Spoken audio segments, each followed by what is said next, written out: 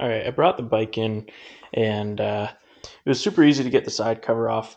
Um, there's a nut up here, bolt down there, two nuts on the back, and I pulled the bolts out of the front end of this luggage rack up there, or at least on the one side, just to give it enough space to pull the cover off. Um, Up next, I'm going to grab my screwdriver, pop the airbox cover off, and take a look at the air filter. So I have to check if we need to order a new air filter. I already have a couple of tires that I found that I'm going to be ordering off of Dennis Kirk. I'm curious, this could be a little mouse nest. It's a little gross, but nothing I haven't seen before. I'll pull that out and then check the wires around here because you never know if a mouse did crawl back in there. It is possible that they could have chewed on some wires, but so far everything looks fine. All right, let's take a look at this air filter. All right, I feel like this is like soaked in oil. I don't think it's supposed to be. It's just falling apart. Oh my goodness. I don't like that. So yeah, we'll definitely put a new air filter on here. Jeez. You think there will be any dead mice in here?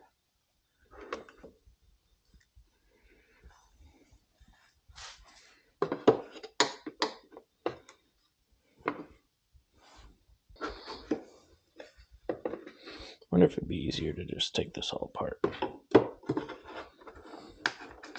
This is what my brother's Miata looked like when we got it. It's full of mouse nests.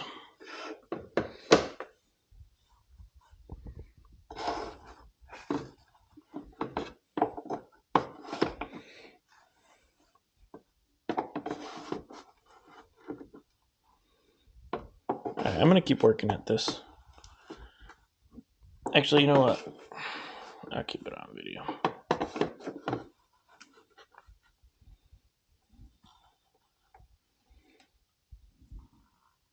So if you're not believing me that this is a mouse nest, you can see all the mouse turds in there. So that is 100% confirmed mouse nest. Yeah, you know what? Let me just pull this off the rest of the way. Give me 2 seconds. So this is also really cool. It says Sharon Cycle. Sharon, PA is not far from where my coworker lives today, and that is where he said he grew up.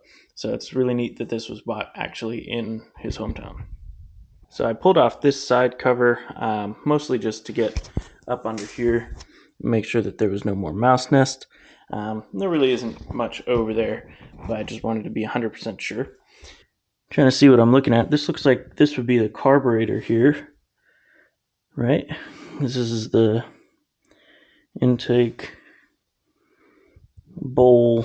This is just the weirdest looking carb I've ever seen. Maybe an air mix screw.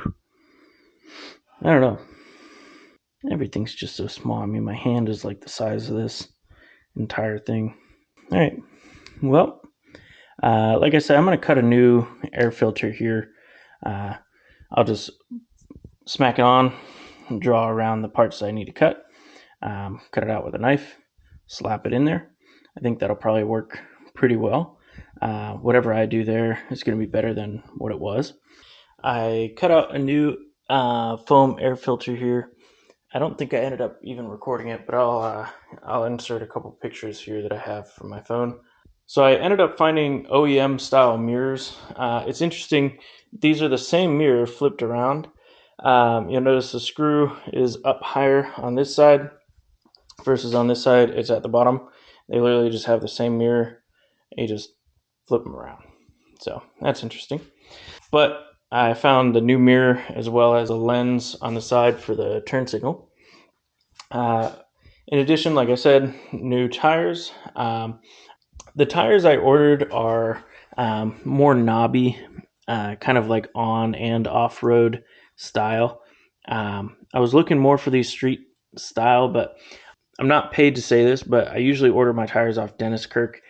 But I did notice that their options were a little slim for these teeny tiny tires. But the reviews for the tires that I'm looking at are pretty good. So I don't think this bike's can be on the racetrack anytime soon. So I'm pretty sure whatever tires I'm able to put on there will be better than what it's starting out with. I'm thinking I'm on some sort of watch list because this is how the mirror came for the little scooter. It's a little sketchy looking, but we're gonna open this up.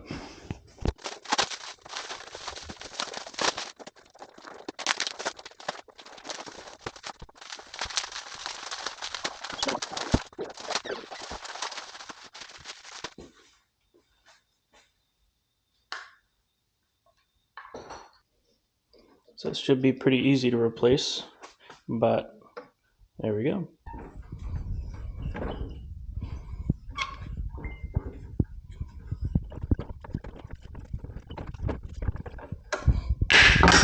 Oops.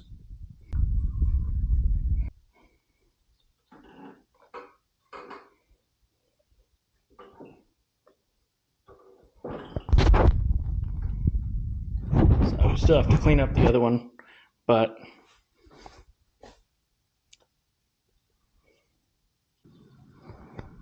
so I'm just working on cleaning up these pieces. I'm gonna clean this out on the inside and clean the outside as well. Here's the little before slash middle. I feel bad setting that on the asphalt, but being very gentle.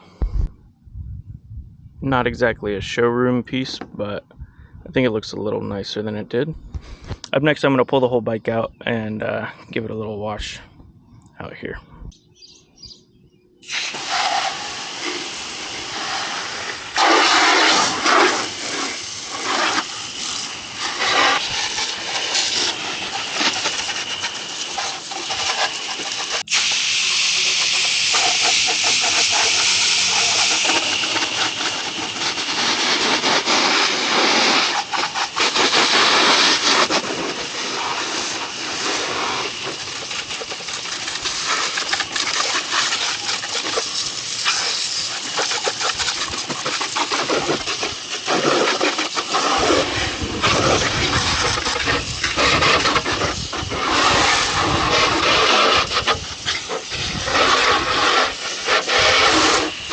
Alright, now I'm going to empty the oil and the gas out of it, just because I haven't done that yet.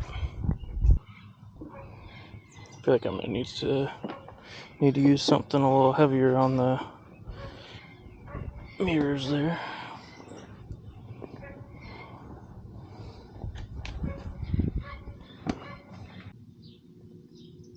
I'm just pulling this gas out. It does definitely seem to be a little bit of rust down at the bottom of the gas tank, but we're going to see what that looks like. So overall, the inside of the gas tank really doesn't look too bad, but there's definitely some gunk floating around in there. So took the seat off with just these two little nuts. I'm going to pull the gas tank off. I'm going to leave everything connected here, but I'm just going to try to dump the gas out of the gas tank. And then take another look down in, see if there's still a bunch of stuff floating around. If needed, I can disconnect I assume this is the petcock here, or I don't know if it really has, I mean, there's no switch, but I'm gonna pull the gas tank off and dump it out and see if I need to clean it out any more thoroughly than that. Definitely room for at least another motorcycle in here. Probably 11. Just kidding. I could fit a lot more. All right, this is becoming one of my favorite parts of the day when I get home and open up all the packages. This could be for a couple of different projects. I'm waiting on a few different things, so let me open this up and see what's inside. Item number 1, microfiber cloths. Very nice, very nice. So it says this one's from Dennis Kirk, so I'm assuming this is for the little scooter. This is the perfect little battery. So I think it comes like disassembled. Then I think you have to put like the liquid inside the battery. I'm not really sure, but we're gonna find out. Ooh. All right. So I only really need one of these, but it'll be fun to put the new like blinker lens or the turn signal lens on the little scooter, because one of those is completely destroyed. This is also from Dennis Kirk, so I'm assuming this will be the tire and tubes, maybe. The tubes I ordered on Amazon, so they'll probably be another day or two. Hoping that this works okay on there. So these are obviously more of like a dirt bike style tire. From what I've read, these should do pretty well on and off road. Um, I was looking more for kind of a street tire.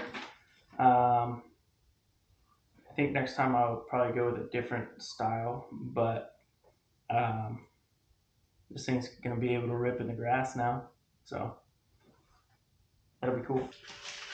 All right, so this should only take a second. I think it'll honestly just be this one screw, and this should bend into place. Toss the other one in. That should be all it needs. I haven't checked if the bulb is still, good here, but just one thing at a time. I haven't put the battery in yet, the new battery, so I'll get this on, and if I have to pull it back off to get the bulb replaced, it should not be any sort of big deal. This should sit right about like this.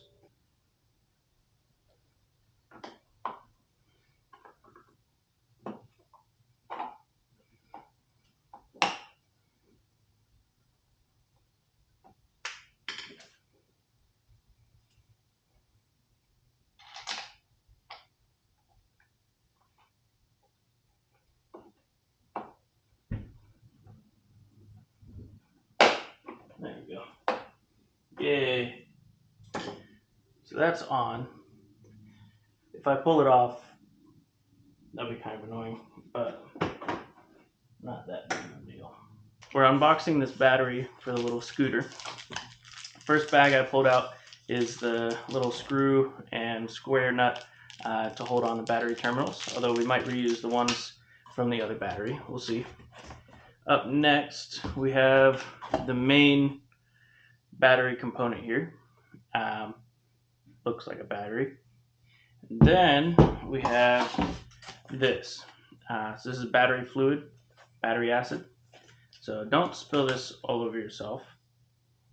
Danger contains sulfuric acid. Okay. So don't drink this. Cute little puppy wants to be with us. But anyway, I'll probably end up moving back to the garage. I didn't really think about using battery acid indoors, but I should probably do this like in a place where if it spills, it's not the end of the world. And I should probably also do this with gloves on. Just peel this up. That's that there for a second. And I don't believe there's any particular order or anything. Just gonna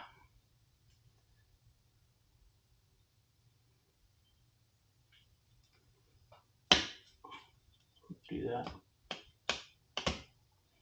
And all of these spots are doing their thing.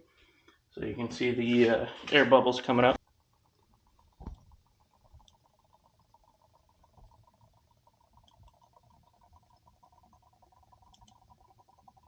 So the next step is just pulling this off, which obviously we got to be careful because this contains battery acid. And then we take this, make sure this is good to go. Then we cover this.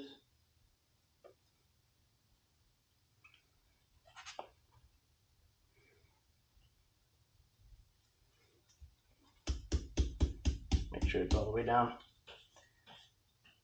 All right, cool. I'm really curious if it just immediately has charge or if I have to charge it. I really don't know. So if we take a look with our multi-tool, connect the prongs, it says 12.68, so has charge right away here. So I'm going to try installing it in the scooter, and we'll see what sort of lights can come on here. The battery goes under the seat here. Okay. So we'll toss this in, usually positive connected first. So we'll do that.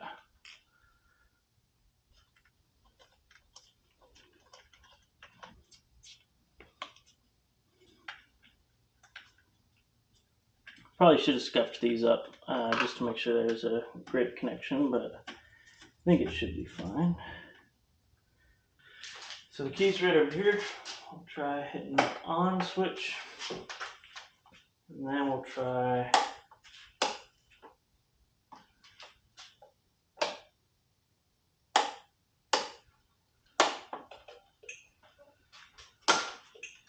Alright, blinker works. We'll try this blinker. That blinker works. And this is horn. So the horn works. Julia probably didn't like that.